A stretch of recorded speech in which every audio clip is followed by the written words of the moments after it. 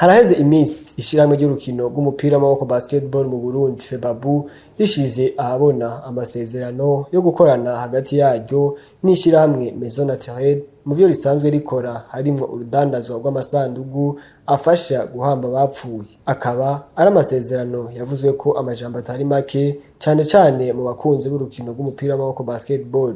Moise Ntakarutimana ajeje kumenyekanisha amakuru muri FEBABU aratanga umuco uko ayo masezerano atunganijwe. Avec Maison Naturelle ntitwita ko ari contre, ahubwo ni inzira yo gushigikira basketball kuko basanzwe ari abakunzi ba basketball.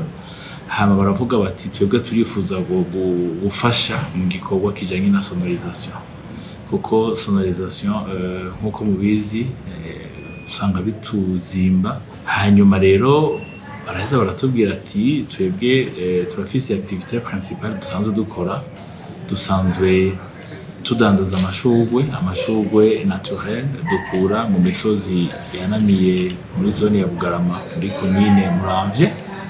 Ati rero turi spécialisé muri décor, turi spécialisé muri ayo mashurwe mu manza zitandukanye.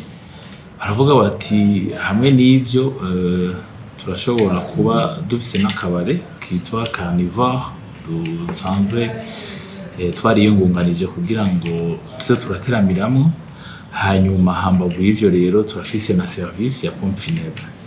Rero ayo masezerano kuba twarasinyanye nabo suko tuzoja ku bibuga vya basketball tuvuga ngo hariho ngo service ya pompe funèbre ngo hanaha ngo izokora kunuku aho yanahabe namba. Mwomenya ko ayo masezerano azomara ikiringo c'amezi 2.